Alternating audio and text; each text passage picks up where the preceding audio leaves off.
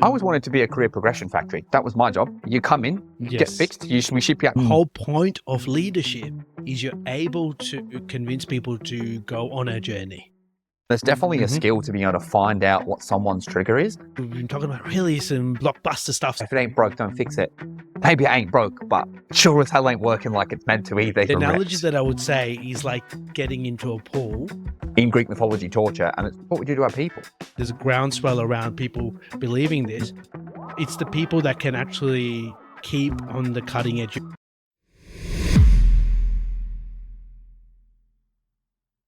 Ten skills you need as a leader with us, the Disrupt Leaders podcast. Jules, are you pumped for it? Are you ready for it? Oh, mate, I've been itching all day. We've been reveling through. We've got absolutely fantastic 10 bangers ready to go for you right now. I think that's it. And you know what? Let's not muck around too much today. I reckon let's just get stuck straight into it. So as mentioned, these are the 10 skills. If you have got these 10 things, you will be a good leader. If you don't have these 10 things, start working on them. Julian, what is number one today? Number one, and get ready for this, is be an influencer. Bill, hashtag. When I said be an influencer, hashtag be an influencer. Is that what you're going to say? I was going to say hashtag influencer. Yeah, absolutely. Ooh. Yeah. Yeah, okay. Yeah. When I say be an influencer, what are you thinking in this day and age, Bill? Yeah, for sure. I'm definitely thinking Instagram, TikTok, Snapchat. I do a little bit of that myself. Here we go.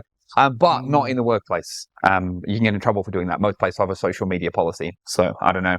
But I do think that being an influencer is a very underrated skill. And you said this in one of our previous episodes, Jules.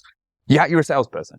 Every single person on the planet is a salesperson. You are always trying to sell something, whether the thing you're selling is yourself, your beliefs, your behaviors, what you want the team to do, whatever the case may be. You are always selling something. And so if you don't have the ability to influence people, if you don't have the ability to motivate people, number one, you're going to struggle as a leader. I don't think you could be a leader without that skill. What do you reckon? Yeah. I've made this point in a previous podcast before around everyone's salesperson. You hit the nail on the head, Bill. But the whole point of leadership is you're able to convince people to go on a journey. And the word is convince. If you can't convince people to do things, you probably shouldn't be a leader. And you need to really work on that skill. And it is a skill. I think a lot of people look at people that are good salespeople and good at convincing other people, and they think they're born with it. In a lot of cases, some people do have an innate way of influencing people. I won't discount that at all. But it is definitely a skill. Taken from a person, I've been in sales and service, and I know, Bill, you have as well. But my first sales job I ever took, I wasn't an extroverted salesperson. I can guarantee you that I didn't know how to influence people at all. But that first role gave me a lot of skills that I still carry with me today. So I can attest to the fact that influencing people and sales is something, it's a skill you need to work on consistently.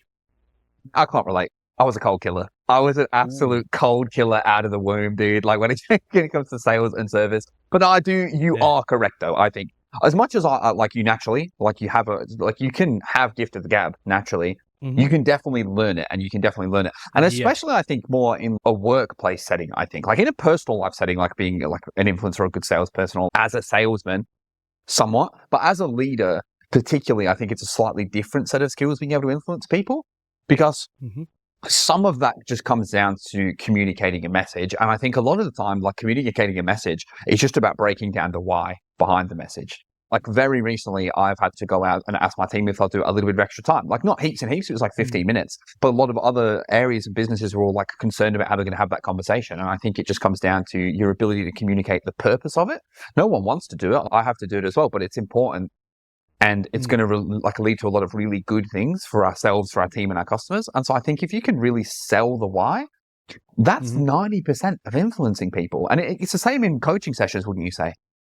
Yeah, 100%. I think a lot of it, we've spoken about how some of these high-end podcasters, the CEO podcast and all this kind of stuff, they talk about how you get people behind a vision and really deliver. And I think you really hit on a really important point there, Bill, is in middle, lower level management, the vision's not always yours. So you need to do some selling in terms of it's coming from someone else. They've envisioned this little strategy that's coming ahead. And you might have had a say in it, but in reality, you probably had a very little part in how that decision is going to get rolled out across the company. So you need to be able to then transfer that information in a way that's palatable for your people. So if you can't do that, then it's going to be a very difficult leadership journey. Yeah, I think you're exactly right. And I also think that as far as like being an influencer, the other part that comes down to in terms of the motivating people is in a coaching sense. Like in a one-on-one, you're in the middle of a coaching session. Like point number 2 is coming up like fast and soon and is very related to this. But once you know what it is that motivates people, you need to be able to play on that. And there's definitely a skill to being able to find out what someone's trigger is. Because if you've got a team of people, and I've said this recently on our TikTok channel, you can maybe communicate a message and 9 people might be super motivated and 1 is not. And sometimes it sits with that person, but sometimes that sits with you. Like people get motivated differently, and you have to, as a leader, be able to communicate one message to 10 very different individuals with different lives and different past experiences and sell them all on the dream at the same time. And you're not always going to do that in one way. So you're going to need to be able to be adaptable in that sense of how you motivate people. And you're going to need to know how to pick those little triggers apart. Now the question Which brings us, Wow, we're 2 great minds, Jules. We're 2 all over it. We were today. trying to segue together. I know. We said one word at a time. It's like we're both riding the same Segway. Remember those? It is curiosity. I've said this, I think, 3 or 4 podcasts in a row now. Be curious, not judgmental. Now, when it comes down to one-on-ones, you've got to be curious. You've got to ask your people. You've got to want to know what's driving behavior, I think. And I think curiosity is a very underrated skill. What would you say? Yeah, the amount of times working with leaders that are really stuck in their way, the answer, we've been doing this way for a long time, and when it ain't broke, don't fix it. And listen, I completely give merit to the ain't broke, don't fix it methodology in a lot of cases, but you also need to be able to really uncover what's happening, around you, really understand your people, look at the data. I think if you're burying your head in the sand and just going, this is the way I'm doing things, or this is my previous knowledge that I bring to the role, you're going to be missing a step and you're going to be obsolete pretty quickly. We've spoken before about going on to ChatGPT and finding more information out and all the kind of stuff. In this day and age, information and knowledge is king. That's what's going to set you apart from everyone else. You can't rely anymore that you're the most experienced person in the room or you've been in the business the longest. That doesn't really hold as much water, at least in my book. And I think there's a groundswell around people believing this. It's the people that can actually keep on the cutting edge. You're only as good as your most recent knowledge and your most recent performances. So curiosity is key. Yeah, no, I think you've touched on some phenomenal points there. And I always like if it ain't broke, don't fix it. Maybe it ain't broke, but sure as hell ain't working like it's meant to either, Like just because your bicycle's become a unicycle doesn't necessarily mean we're happy with that. Maybe I don't want to ride a unicycle to work. I've saved all I can in terms of money. This is all the money I can save. Why would I save any more money? That makes no sense. Keep saving, bro. Absolutely. Bring it back to a curiosity sense to me. I think that it's really relevant in a couple main ways. The first one is if you're getting told to do something, like if your manager is coming to you and they're like, hey, I think sometimes we want to push back. I think it's always good to be curious, find out the why. Because not only if you find out the why, maybe you can make an alternate suggestion, but if you find out the why, it can maybe help your understanding of how you roll the task out as well. And maybe you'll roll it out like more successfully because you fully understand the vision. And I think sometimes senior leaders forget to give us that senior vision. And so I think curiosity plays a big part in that. And the other thing that ties in very nicely with the influencers for me, where I think curiosity is so important, as I've mentioned, is in your coaching sessions and in your one-on-ones. Now, prime example of this, and I've spoken about the full story before, so I'm not going to go into it too much, is I previously had a consultant that was like really struggling for performance. Like she'd absolutely just fallen off a cliff, like results dropped. And your first instinct is, what the hell? Like you should be doing better work. But if you go in with that judgmental attitude, all kinds of stuff can go wrong. And if you want to see the story, I think it was in episode 4 or 5, I was talking about it. It ended up being when I just went into that session and was just really open, honest, was like, hey, look, I've noticed performance is suffering a little bit. What's going on? It turned out it was like a really deeply traumatic personal event that I'm not going to go into again because it's pretty full on. And I think if I hadn't had that curiosity, I could have pushed that person further over the edge, right? I could have added to the already ongoing stress that are going on. And so I think it's so important to be curious in that sense. And sometimes it's not going to be that. Sometimes it's just they're being lazy and pulling a finger out. They need to pull a finger out rather. But I think if you're curious and you're asking questions and you're like really getting to the heart of it, I think it's going to help you learn how to influence. Like that influencing becomes so much easier because you know what the behavior is, what the cause of the behavior is, and that's easy to steer the ship. I don't know about you, Jules. I think if you could do those two things, like if you're really curious, you ask a lot of really good questions of your leader, of your people, and you can influence your people and your leader, I think you're on the way to being a pretty good coach and leader. I think we're 2 skills down, but I would say it's more than 20% of what you need. Do you reckon? Elite. You're already the elite level of leader, because the lack of curiosity and the ability to influence your people is something people are constantly reading books about, trying to find out more information about. It is those are very vital skills. So you're 100%. You're setting yourself apart if you get these two. But keep listening, because we got more. Absolutely. And I would say this, if there's any of the skills that we're going through, the two that we've gone through there, and you're like, man, I really want you guys to unpack how to influence people at work more, please do drop us a comment and let us know, because we can definitely go into some of these topics. Like how to influence people is something I could fill an hour-long session without Jules around, let alone with Jules, right? So feel free to drop that comment and let us know what you want us to see us explore from these skills. Now, number 3, I'm going to tie this in. So if we talk about like your coaching, because as a leader, coaching should be your bread and butter. That's what you're trying to do. Your job is to help your people improve. Coaching is how you help your people improve. I think if you can be curious in the session, influence in the session, great. The one thing that's outside of that will take you to the absolutely 90th percentile as a leader is planning. Preparation, those things. As a leader, if you have that skill, it is key. It is also probably, in my opinion, the easier skill to learn that we're talking about today, because you just have to start doing it, right? What do you think? What do you reckon? Easy? Yeah, I think it is the easier skill. I think today, looking at the list, 100% is the easier skill, because there's a lot of automation available out there. You got tools like you can use your Outlook calendar. Yeah, correct, Outlook. And if you don't use Outlook, there's definitely so many things on your phone, on devices that we can use to really plan our lives. We've really gone into this in quite a bit of detail in previous episodes. I think that the other angle to consider around planning for me, Bill, is planning ahead. I think we're in terms of what I mean by that is planning for where your business is going in direction, in strategy. It's really important. I think we talk about curiosity, really links well here, is that you want to be curious around where the direction of the business is going, and then plan for your people. Can you make your people ready for the future that the business is going to be in and your industry is going to be in? Really example about that is the industry we're in right now. They're going in a more digital direction. It is just every industry is, but aggressively going in a digital direction at the moment.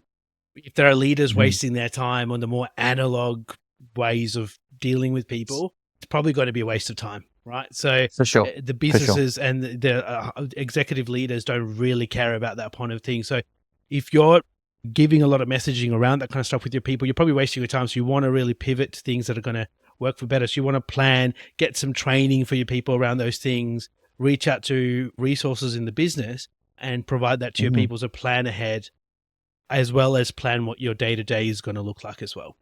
Yeah, I think you've touched on some excellent points, and I think they're big 1%ers. In terms of planning, I think one other quick thing as a leader I always advise is planning for your people around their careers.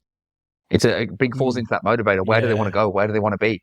Like, where do you want to be in a year's time, 2 years' time? And I think having that vision, setting that vision out is a very good way to motivate, circling back a little bit as well. So for me, that's a key piece of planning, is having that one-on-one plan for each of your people in the team. Sorry, Jules, go. Yeah, a means to an end. You can't expect your people to just be putting their head down and working forever for no reason. Go. Just in a contact center, right? That is 1 million times the thing. Obviously, not everyone's going to be listening is in a contact center, but if you are, it applies so much, because the problem is, whatever you track your stats, whether it's weekly or monthly, whatever it is, the problem is there's only this feeling of, am I passing or failing? And then they pass, new month starts. It's almost like the wheel starts again. You get a little quick pat on the head and we move on. There's no end game. It just starts to seem like a grind. It literally becomes Sisyphus, right? You're literally just pushing that ball up the hill, get to the top, and when we made it to the top, the ball rolls back down, month starts again, push the ball back up. And that was literally, in Greek mythology, torture. And it's what we do to our people. So by having that vision, having that end goal, having that plan point, that if you push the ball up a hill enough, eventually you won't have to push it up anymore. And I think it is by far the most powerful way to motivate people, is to engage them in it. It stops being a job and becomes a career. It engages them to become part of this, like it's a career now. And that is profound. And that makes your job easier as a leader. It is way easier to work with people that have career goals than those 100%. that have none. I'll say this over and over again. There's nothing wrong with people that are very happy with their roles and they're happy to plugging away. Don't get me wrong. That's fine. But the person that's easier to motivate and work with and get them to do things that are outside the box, that's the person that wants to make career strides. And so give me 10 out of those 10 people that have career goals any day of the week. Nailed on. It is just so much easier to deal with because like if you've just got that emotional button to push if you have to. If you need a thing done, you can be like, oh, but this is going to make you look good in this sense. If we do this, it'll reflect well in terms of your career here. Obviously, you can't lie. Because I know that there are people that do that out there. There are leaders out there that are like, oh, this is going to help you career. And it obviously isn't. And I'm definitely not saying that, what I say. But it is one of those things, like if people are underperforming, being like, you want to get promoted, they're going to look at your KPIs. They're going to ask me how you're going. And I'm not going to be able to lie and sit there and be like, oh, yeah, gangbusters when you're not. All right. And so it is going to help people. Don't get them to, don't get them to fetch your coffee and be like, that's going to help your career, mate, if you get me a flat white. I'm pretty sure that's exactly how Bill Clinton and Monica Lewinsky happened. Like, it helped her career a ton. Oh, jeez. Yeah. Okay. Good reference. I love it. And I don't think anyone under the age of 25, 30 will get that, to be honest with you, Bill. You know what? If you don't get that reference, Google it, and then you'll realize how funny that joke was for old people. Because I'm not going to lie. It was top tier. Great. I think talking about grabbing people coffees. I think our next point, be a team player / and this is where Bill and I might have words. We might have words here. Playmaker. Team player / playmaker is our point number 4 in terms of skills we think leaders should have. Bill, what's your take on it before I jump in and argue and bite your head off? I want you to go first, just because I'm the one that said team player and you're the one that insisted, no, it's playmaker makes more sense. So you can go first. It is my turn to get my little stall out and drop a change my mind. Yeah, cool. No worries. Yeah. So I'll jump in. So the reason why I argued with Bill and said playmaker over team player was, for me, the playmaker is the one who calls the shots, makes all the moves, but in a way that makes the rest of the team look good. If you're looking at the playmaker in most sports, whether that be your quarterback or in other sports, you've got people that actually set up the transition or set up the play for everyone else, or the point guard, yeah, correct, to make the moves. They sometimes don't care whether they look good or not. They care whether the team looks good. As long as we're winning, I don't care who does the winning bit. And so that's why I said playmaker, because as a team leader, you really need to be okay with other people looking good, and you need to also empower your people and put them in the limelight. This is not your chance to get in the headlines. This is your chance to get others in the headlines. So, Bill, that's my argument, mate. I mean, I don't disagree with what you're saying. And I think you're on the money. I think, like, ultimately one skill as a team leader is to make sure that other people are involved and everybody's coming along nicely, I think. And this maybe ties a little bit into our next skill, which is the ability of delegation. I think as a leader, you need to be able to put other people up in lights, but to do that, sometimes you also need to be able to let go of responsibility. I've seen some leaders fall into the trap of just trying to take everything on and help everyone and do everything. And even when their workload is absolutely at maximum bursting, someone asks for a favor, they're still putting their hands up and saying yes. And I think that if you take all that additional stress on, especially as a new leader, if you're still getting across your role, you can really fall apart and come undone. And it's definitely something I've seen a lot before. And I think to your point around the playmaker piece going back as well, and I think this is really important as a new leader, you've got to be okay with people surpassing you a little bit as well. You've got to be fine. You have to have that emotional drive and that want to see other people succeed. And some people don't have that. And I don't say that in a mean way, but they don't really feel that jealousy of being like, why are they talking about that person? I want them to talk about how great I am because I got them there. Not the right attitude. Not the right attitude. I don't care if people talk about how good I am as a leader, as long as people are like, everyone in Bill's team is really good, but it's not focused on me. It's like, all these people are really good. You know what I mean? That's if they're focused on all these people and they're coincidentally managed by me, that's fine. I don't care. As long as they're getting their name up in lights. Talking about sports analogies, like you talk about, let the performance speak for themselves, right? So it's the same thing. So you're correct. Like, the way you shine is people recognize that your team is shining. Yeah, and that's how you get that. It's a second-hand shine. You want that. Dude, I always wanted to be a career progression factory. That was my job. You come in, you get fixed, we ship you out the factory into a new career. that was always the thing that I always really prided myself on in previous roles. Mate, Something that I think that's got to go on a t-shirt for sure. career progression factory, just a little factory yeah, here, yeah, says that on the back. Yeah. Yeah, special vibes unit, career progression factory. And then Mate, that's the yeah, maybe actually, because we were talking previously around getting soccer kits. Maybe the sponsor that's in the middle is the Career Progression Factory. 200 IQ. Merch coming soon if you subscribe. If you can subscribe and follow to help us blow up, that'd be great, because then we can start selling all this cool merch. Are you stuck in a career that you don't like? Yeah, it's like, yeah, correct. Yeah. Are you stuck in a career you selling don't the like? merch. I just want us to make the merch so that I can wear the merch. Yeah, correct. Maybe I'm just going to get on Redbubble and order it myself. Yeah. We're just trying to get tax-free clothing. Is what we're trying to get. I mean, is what it is. Tip number 1, podcast. Start podcast, you get free stuff. Except you don't at this stage. It's just costing the money at this stage. But I'm loving it. That's the important thing. Anyway, big digression away from whatever it was we were just talking about, which I can't remember. We were talking about team player, playmaker. It's okay to have people surpass you, which is... Yeah, it is. And I think you also, like, again, what it's about at the end of the day is your team being put up in lights. And this is a little bonus tip from me. It's not a skill, but it's something I always recommend. Take every opportunity you can to talk about how well your team are doing. If you get any feedback passed on from someone external, share it to everyone that's willing to listen. If you get someone that's like performing well, they've worked really hard. Maybe they're still not the top in the team, but they're working really hard to improve, and they do, and they're embedding those right behaviors. Let your colleagues know, let the other team leaders know, let your boss know. Get your boss to reach out to the person and say thank you, because it means so much when it comes from the big dog. Your people really appreciate you putting it out there, and it'll help them with their career, help them with their brand. No, I didn't skip ahead a little bit earlier, Jules. I mentioned delegation. Very much a piece to this puzzle around putting people's names up in lights. What are your thoughts? Like, how do you typically go about that? Why do you think that's important as a new leader?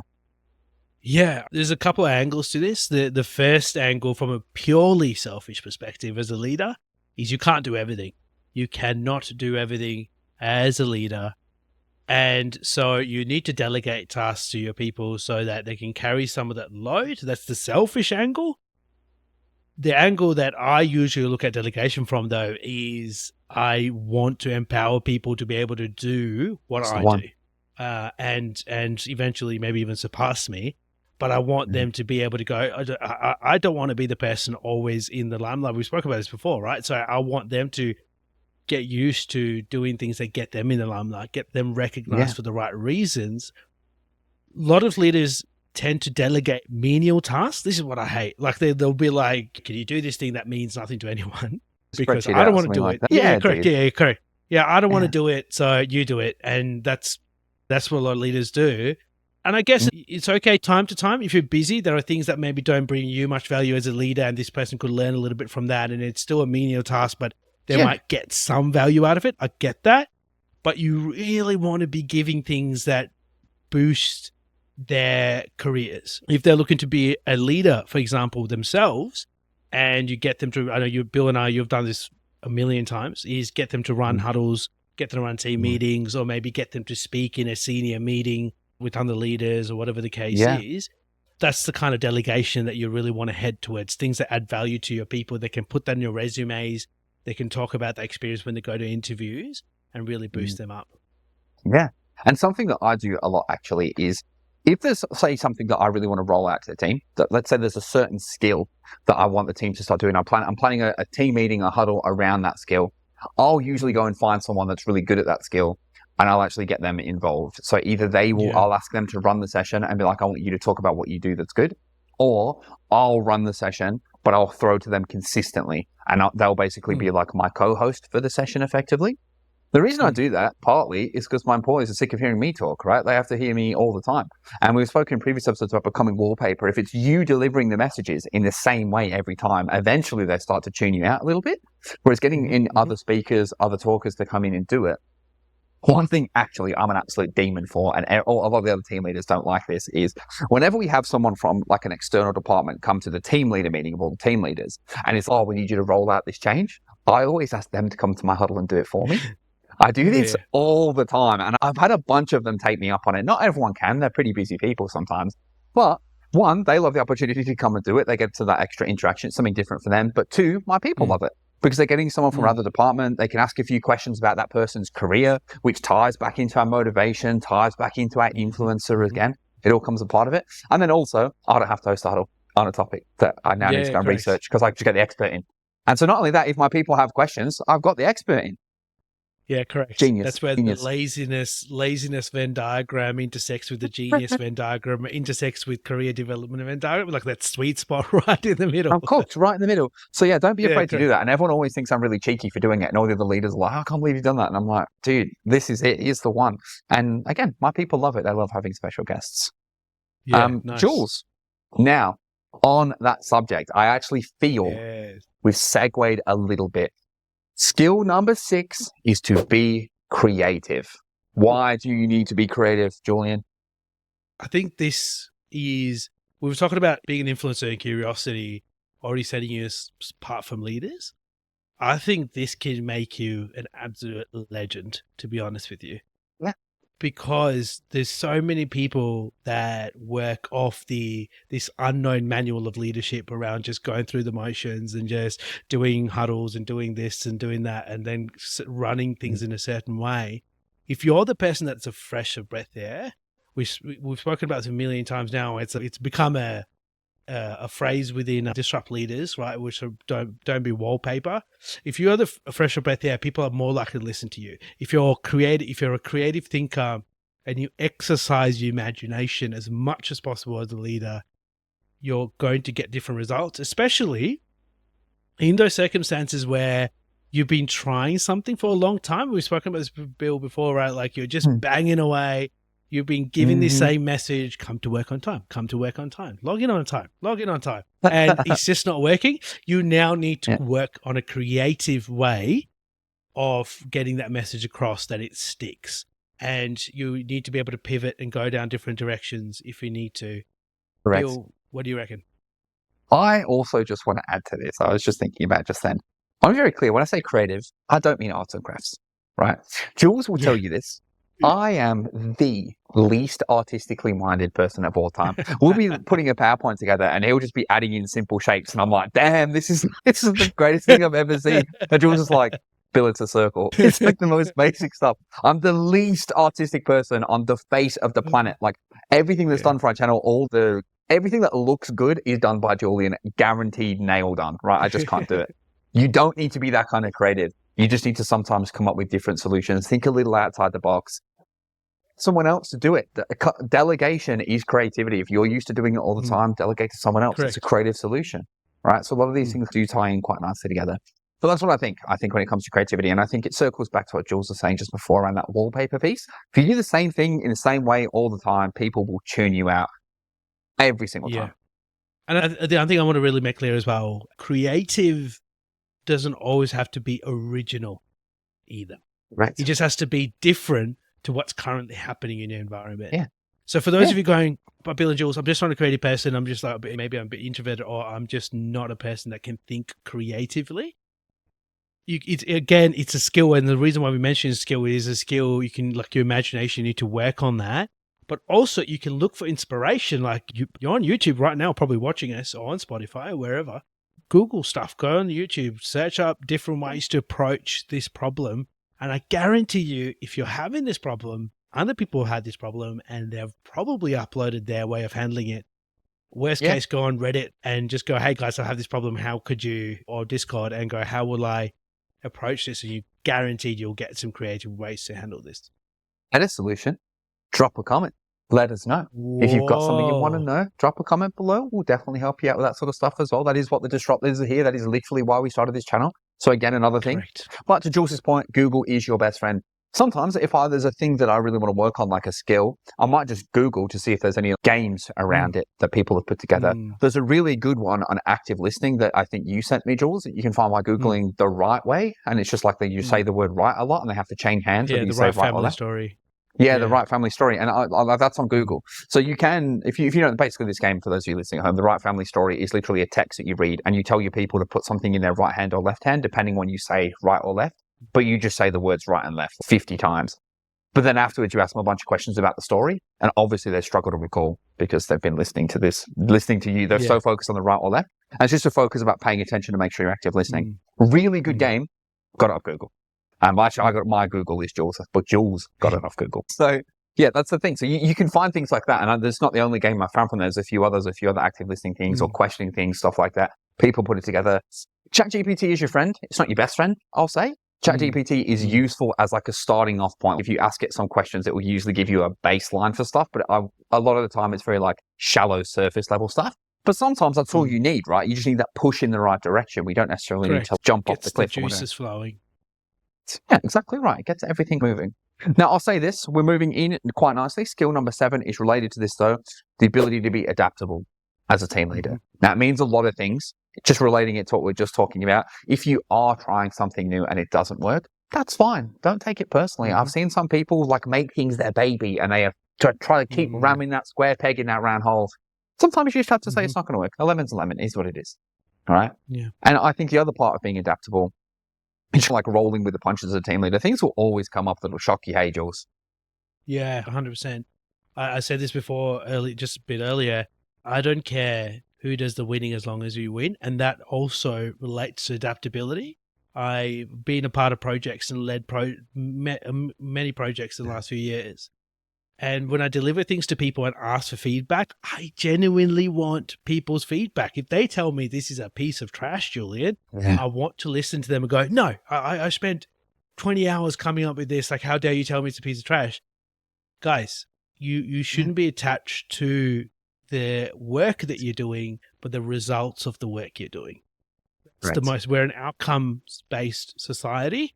So focus on outcomes. If your outcome of that project was to make everyone else's life easier and they tell you that it's a piece of trash, it probably is, right? Because they probably think it's not going to make my life easier, and that's cool. And it's about then taking the constructive bits of what they say, because not everything people say is constructive either in that situation, and that's fine.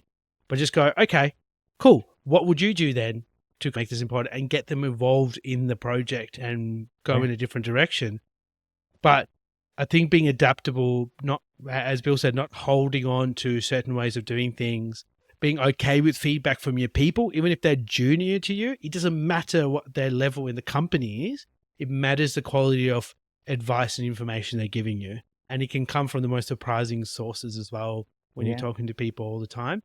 And I think the main thing is, if you don't adapt, if you don't adapt, you die, I think is the phrase that goes out there. It's the law of the universe. So make sure you're okay with change. Make change your friend. Yeah. And look, I've seen leaders in the past, in the present, in the future, no doubt, where they'll come up with a change. You suggest it. They'll suggest it rather, it's not good. Everyone in the room says it's not good. And yet they get real defensive, or they really try to push it across the line anyway. And it's sometimes you just got to be willing to listen.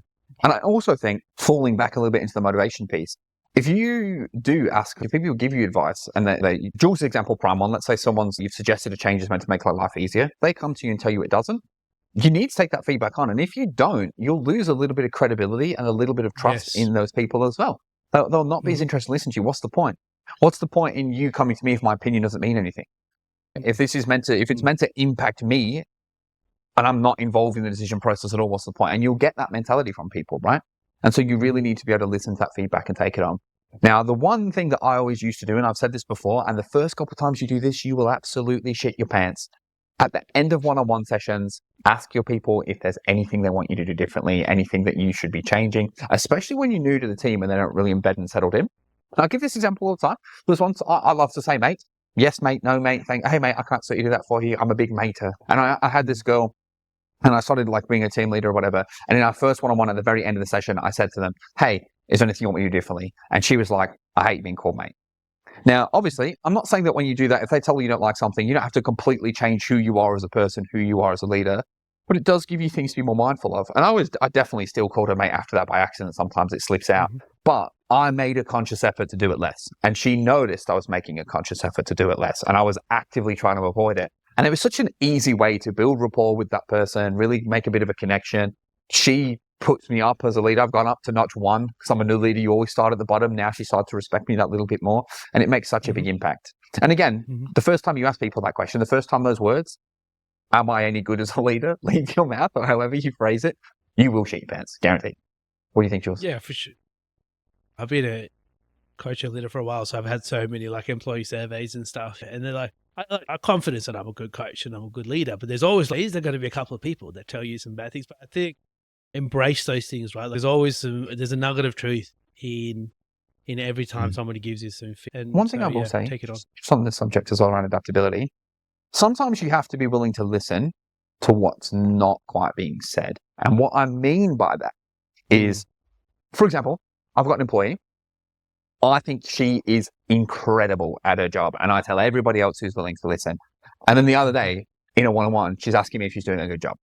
Right now, that question is like one thing, but what I need to listen to is what I need to learn from that lesson. If she's asking me that question and I'm telling everybody else, it means I'm not telling her.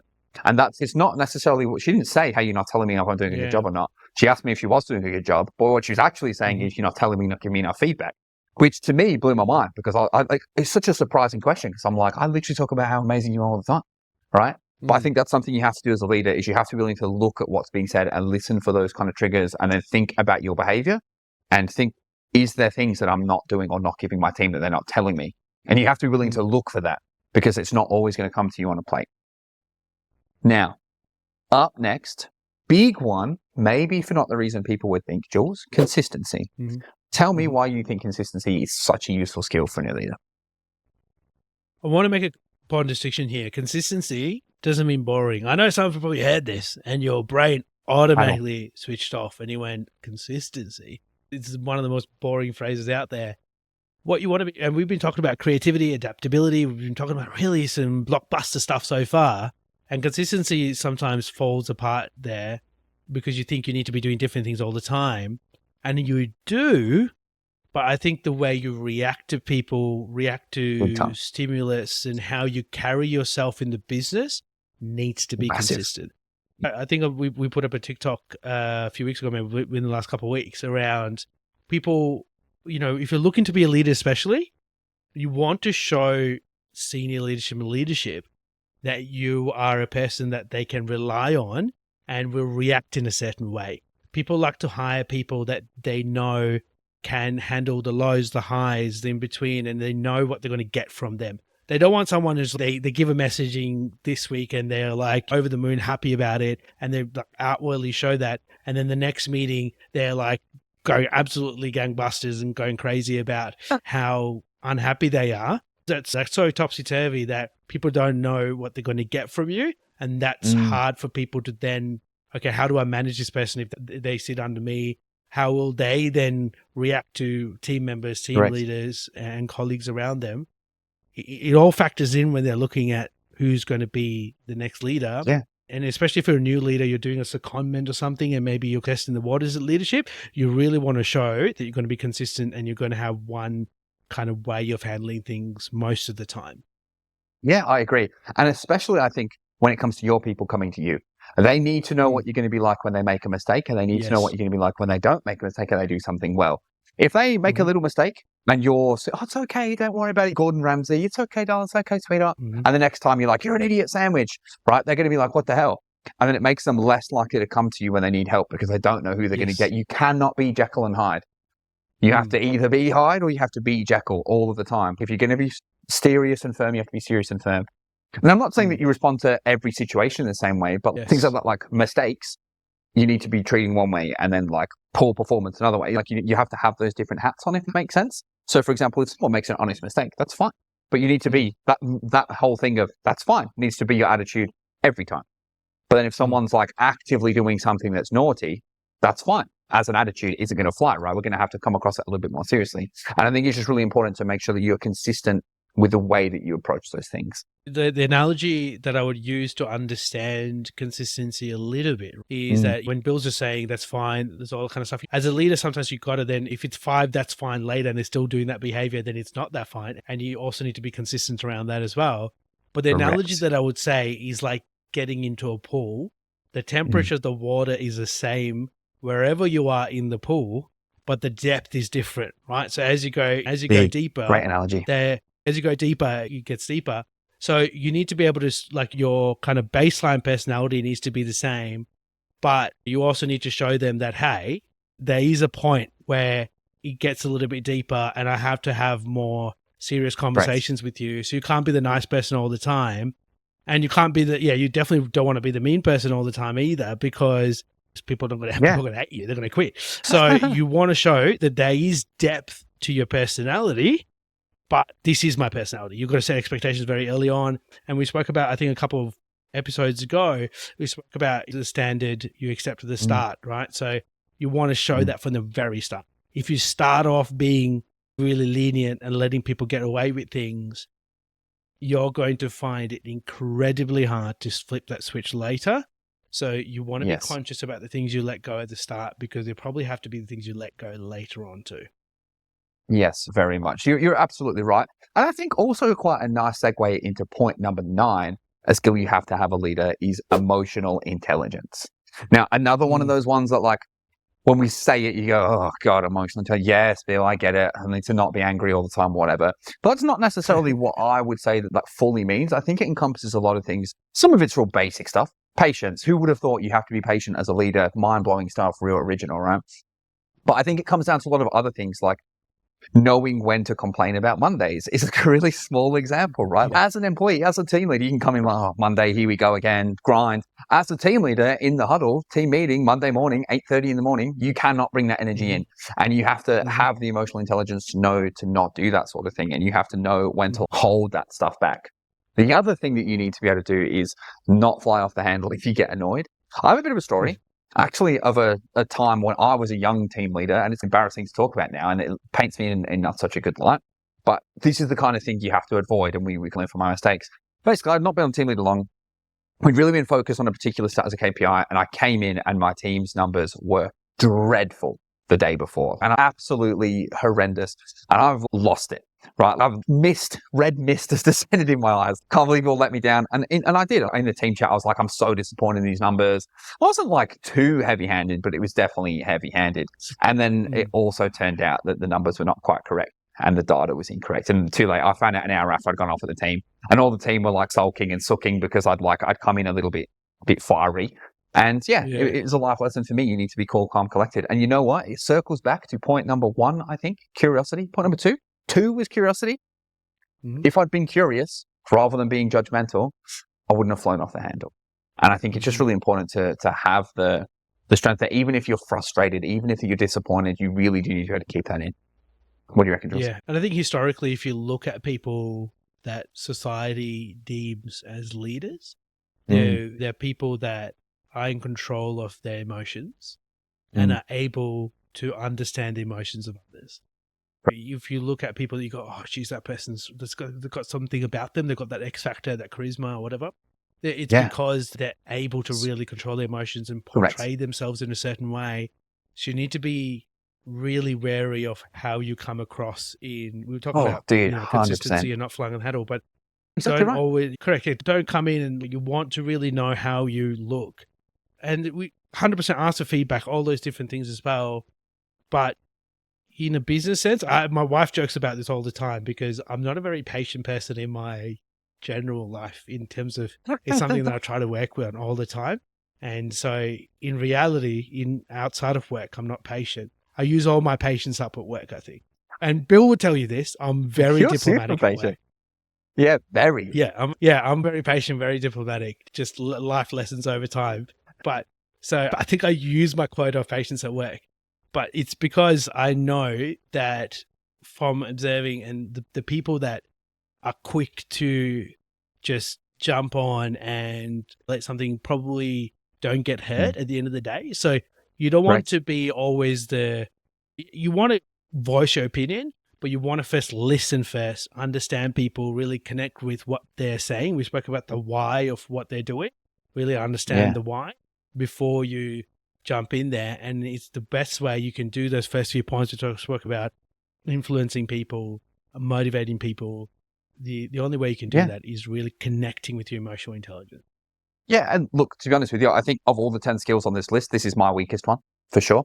Like obviously I mentioned before that time a bunch of years ago, I've significantly improved since then. And I think when it comes to my team, I've mastered that skill. I don't think they would ever see that side of me. But I think when it comes to managing up, it's still something I work on. I'm not very good at hiding my disappointment or dissatisfaction with things I don't agree with. The way my heart says it is what it is. Put my hand out there. But I think that's also an important note. Yeah. I'm like a pat on my back. I'm like the go-to at work for people when they want to say something to management or senior management, and they come to me, hey, Jules, how would you? There are times I'm in the office and Jules, I want to message this person, tell them something. How would you phrase it? I'm sitting there next to him, goes, I probably wouldn't say that. I'll probably say this way. And I think just the diplomacy what do you call it? The Well, diplomacy factory. We're talking about the what, career factory. I'm no, the diplomacy factory. well, what I've been working on at the minute is if it's in writing, if it's not in a team meeting, I'll write a message like a draft, and the first Yeah. draft is for me. The first draft I'll say what I want to say, right? Then I delete it, and then I write the one that's for them.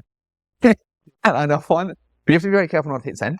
But in an email, that's fine. Just write you like, oh yeah. Anyway, I am quite comfortable with this, and I think the important point I was going to make is with this list, like these are not things that you have to be great at now. If these are things that you're currently not quite across, don't stress too much. It's fine. It's always going to be working. We're always looking to improve, and I think that's a really important trait to have as well. Not that we've got it on our list, but I think it's really important to not get yourself bogged down as long as you're aware of your own failures, like or things that you need to work on. Now, last point, very great segue by me there. I have crushed it, although I'm not crushing it right now, is to be humble. Right. And I think this is something that new leaders struggle with a little bit. There is absolutely nothing wrong with saying you don't know something or admitting that you were wrong. And I'll say it again for the people at the back, say it a bit louder. There is nothing wrong with saying you don't know or admitting that you were wrong. It's something that comes up all the time, especially if you're a new leader that's come from an external place. People will ask you questions and you don't know. There is no quicker way to lose the trust, lose the credibility of your people than giving out information that either you very clearly don't seem confident on or is incorrect. If you give people incorrect information, once, maybe you get a pass. Twice, you're finished, in my opinion. Finished, right? It's so hard to rebuild those bridges. But if you're just like, you know what, that's a great question. I don't know. I'll get you the answer though. Can you just pop that in an email to me and I'll have you an answer by the end of the day? Instant credibility. And especially if you get the answer, people are like, damn, like he did it. He went and got that information from me. And so I think for me, that is a crucial skill as a new leader. And I think it's something that like, when I say it, it seems obvious, but so many people just don't do it. So many people, when they're in that setting, you've got 10 people on Zoom staring at you. It's so hard sometimes to say you don't know or to come out and be like, I was wrong. What do you reckon, Jules? Yeah, I made this mistake. You're talking about making mistakes in your early leadership. Like I've made this mistake tons of times. Just fluff through when I first became a leader. So I think there's some people like, Jules, yeah. I do know that. But if I'm praying to God that they don't ask me any follow-up questions, because if they do, they'll find out pretty quickly I did know what I was talking about. And I think I've moved into so many spaces over my life. Like every time I tell people at work at the moment, there's sometimes people were talking to me about something. I'm like, yeah, I've done that job. I've done new car sales. I've done health insurance. I've done banking. I've done so many industries. So the other day, one of the guys was like, you've done everything. And I think the fact is, because I've moved around to different industries and I've never been the complete product expert or an expert in a certain process in there. So I've had to become okay with not knowing everything or not knowing the detail about the process. I'll probably say that I'm not the detail man with a lot of things. Like I'm usually the big picture guy. And what I'll do is I know the people that care about the detail and I'll refer to them as experts around, okay, this is what I'm thinking. What do you think will get in the way? And it makes my propositions a lot more effective because those people kind of color in the spaces that I don't really know much about. And that's okay. To use your analogy, actually, I would say, and it fits into this and fits into what we're saying quite nicely. I don't have to know how the car works to make it run, to drive it. I don't. For that car to run, I don't need to know. I just have to drive it. But to add a little bit to that analogy, what I do need to know is the number for the mechanic. Right? Correct. I don't need to know how the engine works and stuff. I just need to drive the car. That's absolutely fine. And as a leader, that's you. But if something goes wrong with the car, you need to know who to contact to get it fixed. Is that RAA? Who knows? There'll be those people in your business that will have the answer to the test. They're the people that you seek out. And I think it can be confronting at times saying you don't know. I'm a big believer in just getting people to message me the question and then get it in writing so that I've got it and then I can just take it. Because sometimes I don't even understand the question. Just take the, what does this mean to your gut list? You know what I mean? Yeah, and I think from a leadership perspective, I think the people that aren't process experts sometimes are the best at developing new people because they can appreciate what it feels like not to know anything coming in. They can appreciate what it feels like to be there on day one, not know how the systems work. Sometimes when you've been in the business for a little while, you lose touch with what it was like when you first started or to be new to the business in general. So your angle might be you're the person that can develop people if you don't know much systems because you can really appreciate where they're coming from. The analogy that I said, it was the best players don't always make the best captains. You think about over in sports and everything like that, just because Jude Bellingham's the best player in the English team doesn't mean he's the best captain England's ever had, or he's going to be a good captain. Or if you think about all these people, because sometimes they can't appreciate what it feels like to be the everyday player in that team, the under people, to motivate them, get them to achieve, because they've probably got a different drive and different energy and different goals in life to maybe the player that's just stoked that they're in the English football team. On that subject, when I was a new leader, I used to really struggle with getting through to people that weren't driven to be a high performer, like when I first started. Because for me, I just always was. I mentioned before, I was a cold killer when it came to most like sales and stuff like that. And not to brag at all, I was just naturally quite good, but I was also very driven to be good, and then would work on things, and I would try new skills out with certain KPIs on there. And I was so driven to be the best, because partly because of bonuses. I wanted to see my name. I wanted to see Bill Walker, number one, Bill, at the top in lights, above everyone else, looking down on the peasantry. But when it came to motivating those people that just don't want to do that and are just happy to come up and collect a check, and they just want to get paid, but they're barely hitting their results, I really struggled to connect to motivate those people, because I just could not understand that mindset at all. And I think that is something that you really have to be mindful of as a leader, being able to know what your skill set is and is not, and then knowing what you need to develop and which skills. And I'm not going to get too into it in this session, but I think knowing how to go to your colleagues and being willing to go to your colleagues and say, hey, I don't know how to coach this person. Do you have any advice? I've done that to you a couple of times. There's a couple of times I've come to you being like, Jules, I need a little bit of help here. What can I say? What should I do? How should I construct this session? And I think that's what you should be doing as a new leader, especially like going in, pick the brains of everyone else, take all the best bits and compile it to make yourself a better leader, better coach, better person, I would say. Yeah. And I think that kind of encapsulates those 10. I think if there's anything that we missed, I think just let us know. I'm sure there's skills out there that if you guys are already leaders, you picked up or you've seen your leader kind of demonstrate. I think most skills that we can think of fall within this 10 somewhere. You probably really think about it. Bill and I were arguing about these 10 skills. Oh, yeah. When we were planning 100%. For this. And we were like, yeah, what about this? But that kind of fits in curiosity, and that kind of fits in there. And you'll find that most things fit in these buckets quite neatly. But also, I want you guys to reach out and let us know, which one of these skills do you think that take you a little bit more effort to work on? Because like we've highlighted the ones that we think we struggle with on a kind of daily basis. Patience. I'm definitely, correct. As I said before, I use all my patience up. Yeah, correct. You could be planning, could be one of those delegation, one of those things. So I think a lot of high performers struggle with delegation. They really struggle to go off control, because they know they can do this best. It's not about who can do this best. It's what you people can learn. So let us know how that works out for you. Look, last thing from me, I said this already. Obviously, we've gone through the 10 skills, what they are, why they're important, but we haven't gone through how you can work on those skills. So if there's any in this list that you're like, boys, we really like you to go into a little bit more, how can I become a better influencer? How can I become better at delegation? Please do drop us a comment and let us know. And we'll absolutely look at doing a subsequent video on that one and really getting into the nitty gritty of it. Because honestly, for every single one of these topics, we could probably easily do an hour, 2 hours, 10 hours on them, because they're all so important to being a leader. And as always, if you have enjoyed today's video, please do drop a follow, subscribe. It helps the channel out an absolute ton. Leave a like. And beyond that, continue disrupting leadership.